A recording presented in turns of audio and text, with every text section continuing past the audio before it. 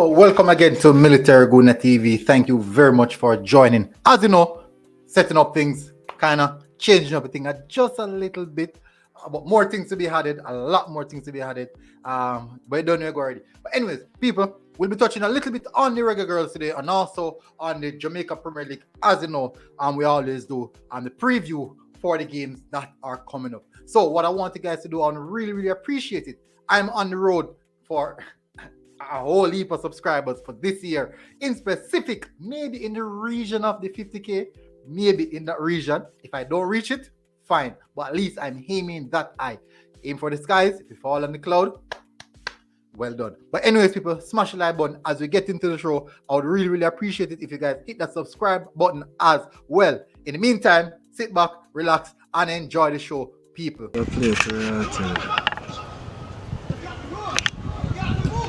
Ooh, well done, DJ. Karate well, DJ.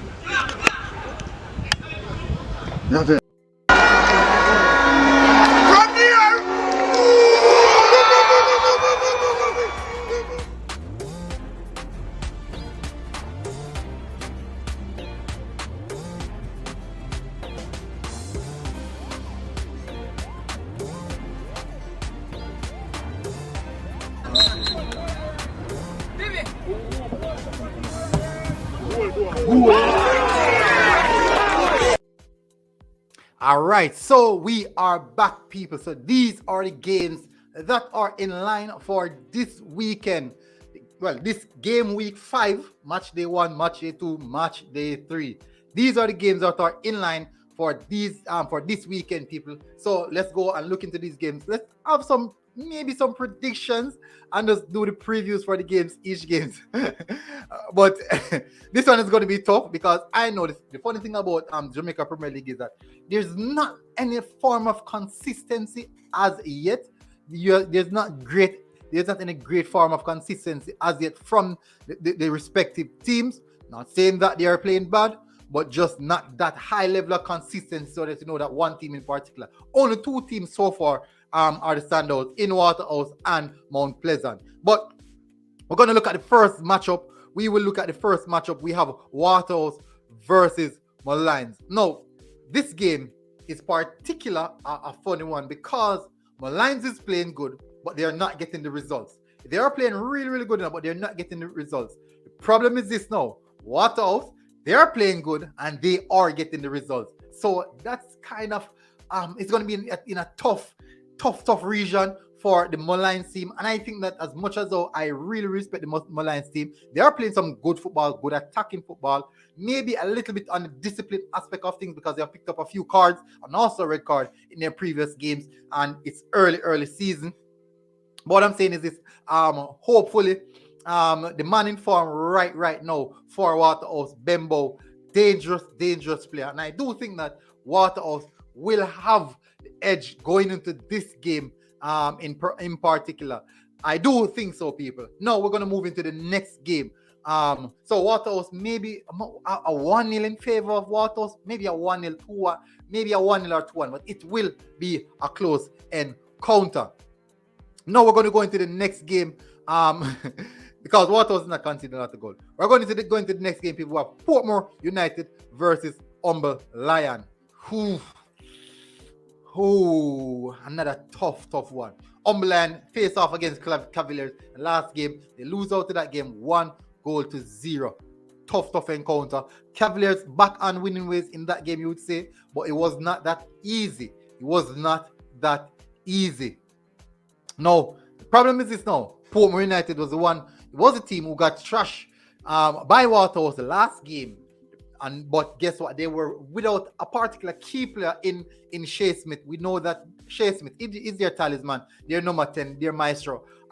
So with Shea Smith coming back, hopefully coming back into this game, I think that Portmore would be a little bit stronger, but it's going to be a 1. So I'm looking for the game to be evenly balanced out in this one. Maybe a 1-1 or a 0 draw. But I do think that we might see a draw in this game. Move on to the next one. Dumble versus Mount Pleasant.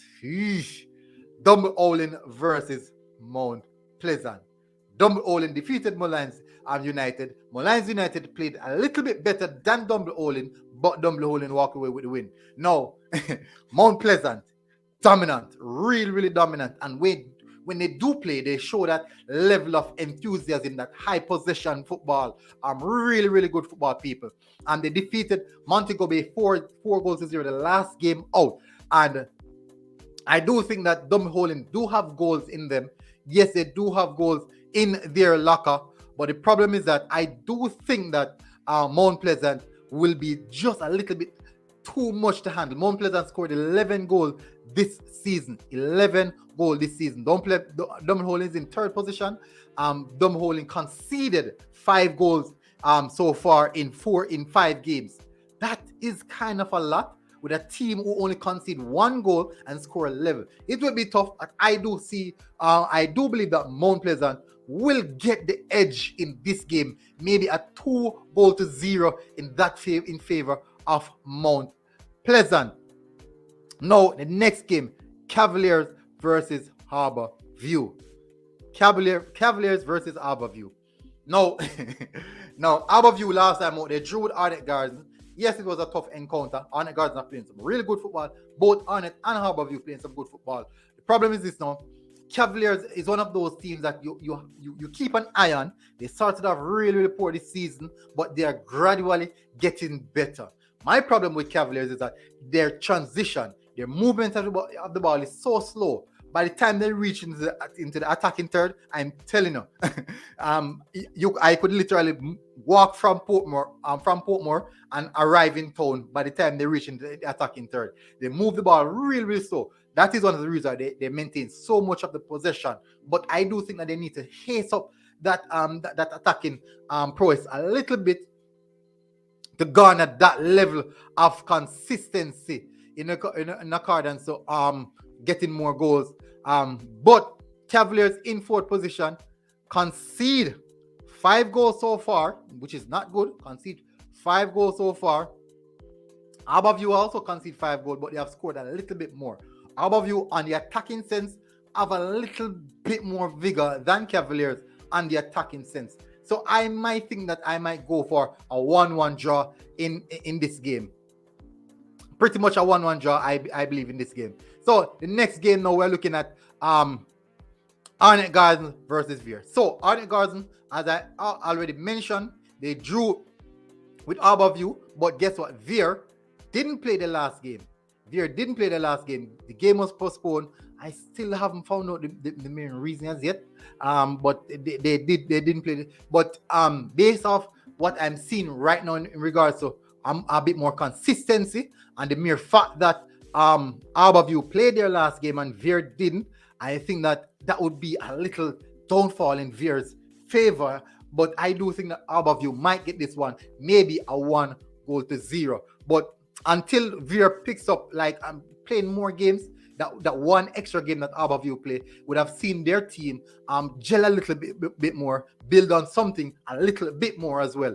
So move on now to the final game of the roundup, which is Tivoli versus Montego Bay. Montego Bay got smashed by Mount Pleasant 4-0. Tivoli didn't play their game last game, but Tivoli is playing good football, people. Tivoli, they are playing good football, but the problem is that they're not getting the results. Montego Bay also is conceding too much goal for comfort. I do think that this might be another draw, or if I should go for a team to win, I would say Tivoli would have nicked this one 2-1. So those are my match day predictions. Hopefully you guys, most of you guys might not agree with me, but that's how it is. These are my match day predictions. If you don't agree with me, go into the comment section right now and tell me your predictions, people. Give me your predictions in the comment section. Whilst you're doing that, hit that like button, hit that subscribe button. Definitely we would appreciate it if you do so. Now, next up, we're going to have a look at the Reggae Girlz. So officially, the Reggae Girlz, their World Cup campaign begins this Thursday. That's coming. Yeah, we all know. But from the failure of the Reggae Boys campaign, I do really hope that we see something better from the Reggae Girlz, and I'm praying that we see something better. And I do think that they do have the quality in accordance to get that sufficient to get that mantle over the line in qualifying. So this is the Reggae Girlz squad list. So people, let me be honest. First of all, I am not 100% of favor with all of these players. Only know a few. But the thing is, this is, well, we speak football. We support the Reggae Girlz. We should do the same. We support the Reggae Boys right throughout the campaign. We should do the same for the Reggae Girlz because we speak football. We all are football fans, and nothing is wrong with us supporting each and every team. So let's have a look at the list. This is the list that is out. Reggae Girlz squad list. So we have the goalkeepers. We have Sydney Schneider. We have Rebecca Spencer. We have Yasmin Jamison. Then in the defense line we have Chantel Swaby, we have Vian Sampson, we have Logan McFadden, we have Alison Swaby, we have Gabriel Gale, we have Malike Day, and Alika Keen. Some nice names. Shinilu Asher, and Sashana Campbell, Trudy Carter, Tiffany Cameron, Dominique Bon Flazer. I assume that's a married name. But anyways, then we also have Kayla McCoy, Tierney Wilshire. We have, I won't try to call that name. That name is a very, very difficult name. I need to spend 5 minutes trying to pronounce that name. But I'm going to pronounce the last name, Adamal Lekun, and Jody Brown, Michaela Days. We have Maria Gray, Khadija Shah. We all know Khadija Shah, Kalisa Van Zenten. So that is the squad list, and as you know, head coach Vin Blaine. So we're looking forward to see, looking forward to an enjoyable campaign with the females. Hopefully, you guys can also enjoy support. If you can go and watch a game, please go and watch a game. People, they need the Reggae Girlz. They need the support. Just as though we give that 100% support to the Reggae Boys, I do think that we should do the same for the Reggae Girlz. So these are the matchups that are coming up. People. We have the first game, Jamaica versus Bermuda at the National Stadium.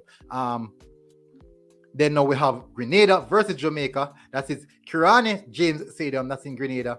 And then now we have, that's on the 20th of February. We have Cayman Islands versus Jamaica. These teams, I do think that despite the strength of these teams, I do think that Jamaica might have a little edge in accordance to the quality. So these first sets of games, as most people would have said, are stronger features. So last night I was on Talawa TV and I threw some questions at her, and she spoke to me about, and she spoke openly and really, really good about the teams and the players. And I was really, really enthused in how she speak about the team. So let's look at the next game, April the 9th. That is Cayman Islands versus Jamaica. Then now for the last set of games, we have Jamaica versus Domrep on the 12th of April. They said stadium to be decided. So we see how that one goes. So people, I won't go any further with this one. Not any. I won't go any further with this one, people. So guys, please, smash the like button, hit that subscribe button, people, and also make sure that you share the video if you feel free, if you feel the need to, but share the video, people, and show that level of support. Hit the subscribe button. As you know, on the road to 50k by the end of the year. If I hit 30, fine. If I hit 20, fine. If I hit 40, fine. But if I hit 50, glorious. Thank you very much, people, for tuning in. Military Guna TV, people, and we are out. What? I said we are out? Or we're not out. We're out, people.